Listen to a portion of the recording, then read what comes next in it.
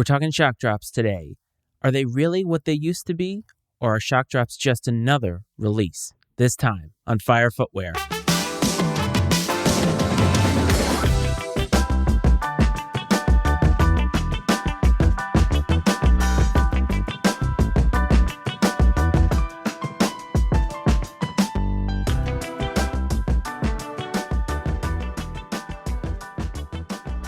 Welcome back to Fire Footwear, everybody. As always, this is your host, Matt Frates. I want to welcome everybody who is new, everybody who is old.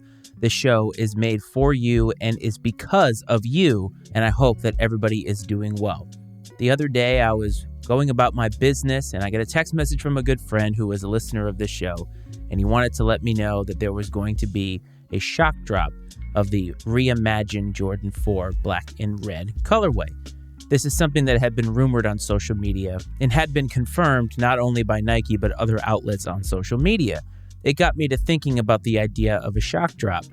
I went to the shock drop about 20 minutes late, ended up copping the shoes. They came the other day as of this recording, and all is well and good in the world. But the idea of shock drops. Back in the day, they used to be something that were used as a heater for a real release. The idea of shock has to do with something being surprising or something being sudden. And the whole point of a shock drop, in my opinion, was so that people would have to be at the right place at the right time so that they could cop these shoes. Many times they were not. The other point of a shock drop is obviously to heat up a future release. And how do they do that? Well, a shock drop obviously traffics in hype. Many things that happen in sneaker culture traffic in hype. But I think the main ingredient of a shock drop that is 100% necessary to heat up a future release is the fear of missing out. And I have to admit, obviously it's the main ingredient for many other factors in sneaker culture. You're not going to obviously want to go to every single release unless people are talking about it, unless you see that people have something that you don't. It is really what has made the resale market so successful. The purpose of a shock drop also is to give people this idea that they have another opportunity to cop. Not only do you have your official release day, but you also have this shock drop. Shock drops were intended to not be known about until they actually happen. That's the whole point of shock. You want to be in the right place at the right time. These companies need to drive up hype. How do they do that? Well, they have a release that they don't announce. They just drop the shoes. And the people who are ready and able to cop those shoes at that exact moment are lucky enough to be able to cop those shoes. So what happens then? Then those people post about their shoes. They talk about their shoes. All of these things happen that then lead people to salivate for the future release. But if you think about it pre-social media, if you think about it even pre-internet era, the idea of a shock drop really didn't exist. At least I don't think that it existed in the way that we know it today. People knew about releases. They would go wait in line at a store. That's how it would work. When the internet came about, companies were able to do a lot more in terms of how they could innovate their release schedule. Shock drops were a great opportunity to do that.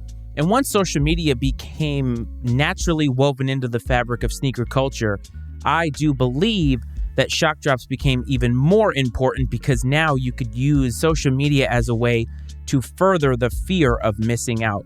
Without that FOMO, there's no way that people continue to love sneakers the way that they do. Because I believe, and even having received feedback from my sneaker resolution episode where I talked about how we should buy less and enjoy more, I honestly had a lot of people tell me there's no way that I could stop buying or buy less because when I see somebody who has something, I'm going to want that shoe. There's just no way. And I'm here to tell you that you need to start thinking about your priorities a little bit differently because there's no way that you're going to cop every single one of these shoes. Until recently, the idea of FOMO had been pretty common with shock drops because I believe the companies had gone through all the exercises to make sure that these shock drops were truly shocking. They were sudden, they were surprising, and people honestly developed stories around, hey, when I was able to hit on that shock drop. And as I was going through the motions of the shock drop with the reimagined Bred 4s, and I was thinking about it, I realized that I think the concept of a shock drop is dead today. And I'm not saying that to be a hater, but if you think about the idea of announcing a shock drop, that's not really how it was ever intended to work. Shock drops are supposed to be surprising. So when Nike is announcing these things as coming on the sneakers app, and then you go to Complex and other outlets that are talking about it and confirming this is the date that it's going to happen, and not even just the date, the exact time, it no longer becomes shocking. It just becomes another date on the calendar that we are circling so that we remember to be at our phone, at our computer, our desktop, whatever, in order to cop these sneakers. It's no longer shocking anymore. It just becomes another opportunity. But one thing that I talked about when I talked about exclusive access in sneakers is that this is not just another opportunity to cop. It's just all the same stock that they're using in different ways. So if you got it on the shock drop, chances are you're not exactly going to have more of an opportunity to catch it on the larger release because it's not as if they're going to have even more stock that they would have already had. So they're taking stock from the main stock and using it for the shock drop, and that's fine. But I think it gives people the idea that they can cop twice when really the math is not in our favor. It just depends on how much demand there is for a shoe. Now with this shock drop, I was there 20 minutes late and was able to cop a pair. So how shocking is that? And I got to thinking about examples of shock drops that have really redefined history. And actually, one of them just took place recently this month at the Grammys. Travis Scott is synonymous with sneaker culture, as you all know. And Travis Scott, in my opinion, has become a little bit stale. That's what happens when you release all the same Jordan 1 lows. But I believe he did something innovative by actually having a true shock drop. Travis Scott was performing at the Grammys, and while he was performing on his own website, they dropped an extremely limited run of his brand new silhouette that's going to be coming out. I think there was hundreds of pairs, maybe 500 at the most. People didn't find out about it until right when it happened. They got to that website and they were ready to go. There may have been outlets that may have had some insider information that it may happen, but the general public didn't even know about it until well after. Until, of course, the release was over, the shoes are sold out. We all had absolutely no chance. What has that done now? Well, going on social media, you find out that people are just enraged that they didn't know about it, and they are even more excited about the release happening later this year. Not only is there excitement about a new silhouette, not only is there excitement because Travis Scott is involved, but now they have heated the flu a little bit by having this shock drop, this true shock drop, and now people want to get their hands on these shoes. The resale prices are ridiculous. People are even paying for them now, forgetting that there's going to be a release later on. That is a shock drop done the right way. And it is a shock drop done for the right reasons. I think Travis Scott is smart. He understood the assignment. He saw that his popularity was waning. Yes, Travis Scott shoes do sell. They do sell out. I'm not saying that. But if you go and look at the entirety of his collection and you look at the earlier silhouettes and colorways to the ones that have released in the last year, maybe year and a half, I think that you're seeing a dip. Oversaturation has a lot to do with what people are willing to pay in the secondary market. When the Jordan 1 High Mochas came out, those hit like a ton of bricks. People still pay a lot of money for them. Now, a few years later, when you look at how many Jordan 1s he has released, yes, I understand that they're low tops, but it makes it less desirable. So Travis Scott not only is making a new silhouette, which I think is a very, very smart move, and I think it's a great direction for him, but he has made it exclusive feeling by having this shock drop. That's how you get people excited.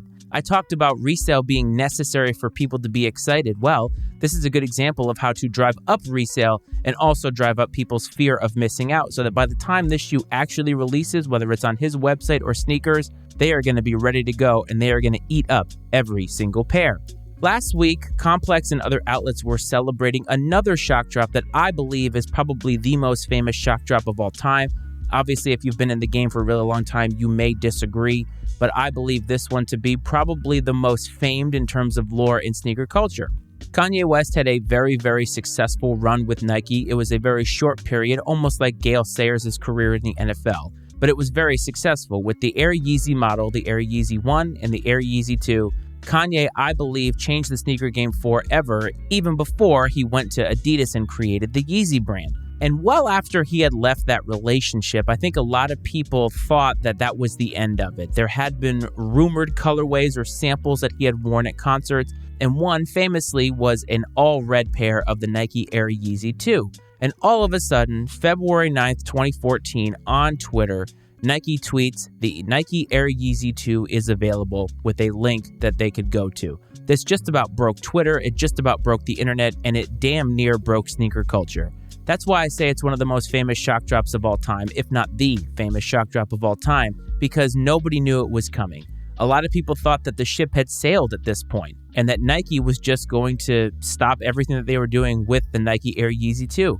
And then all of a sudden, through a simple tweet, people find out the shoe is available. And at this point now, 10 years on, it has become one of the most desirable unicorns in sneaker collecting. The Red October Air Yeezy 2 is probably one of the most popular Yeezys ever, and it's all because of that shock drop.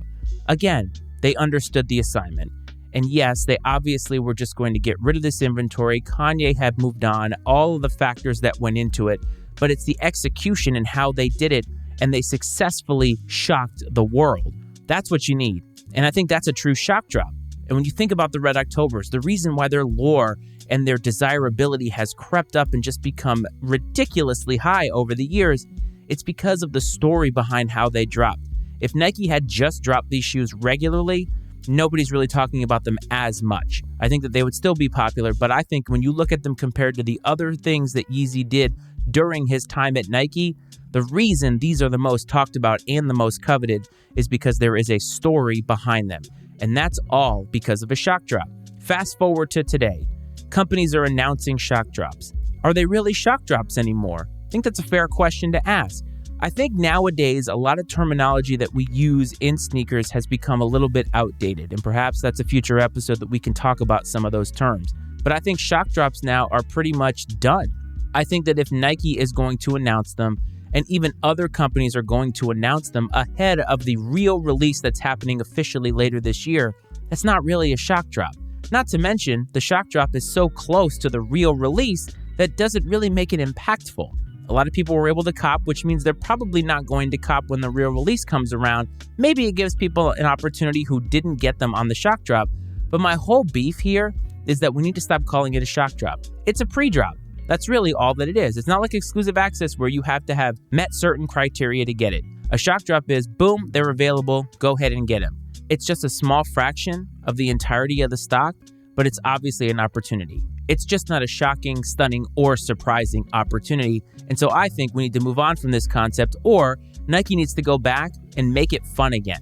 Redo shock drops the way that they used to happen.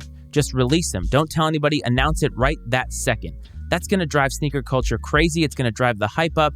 And I believe it's going to bring fun back to the sneaker community and fun back to the sneaker game, because I think that's something that is entirely lacking right now. And yes, the availability is awesome, but for many people, it's the chase. And shock drops allow us to actually chase something that we covet. But before we get to the end, now we're going to get to the release of the week.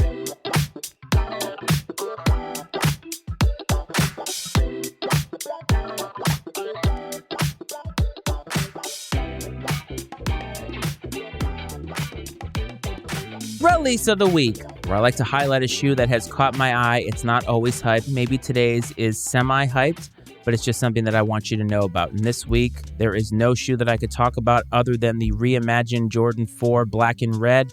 And honestly, the reason that that is the case is because after getting them in hand, and I will do an extensive review on them at some point, they are worth your money. They are better than the original. I said it. And I believe that they are a well-executed shoe. The materials are great. The fit is great. Everything about it is great. They are worth your money. I do believe they're going to be available, but you don't want to wait. Go ahead and get it when they release on February 17th. They're totally worth your money. And I think what's going to happen with some of these reimagined silhouettes and colorways, I think people 10 years from now are going to regret passing on them in this moment. And I think they're going to almost become grails for people years down the road. So don't miss the opportunity. Go ahead and get your pair now. How do you feel about shock drops? Do you think that they're still what they once were, or do you think that they need to be rebranded entirely? Get in touch with the show. @FireFootwearPod is the handle on Instagram. If you want to find the show on TikTok, @FireFootwearPod is the handle. Facebook, Fire Footwear, a sneaker podcast is what you would search. If you're an audio listener and you want to watch on YouTube, look for the link in the podcast description. Fire Footwear, a sneaker podcast with Matty Ice is what you would search. Don't forget to hit like and subscribe and all that fun stuff. I hope this finds everybody well. I hope this finds everybody safe, and I will see you next time. This is Fire Footwear.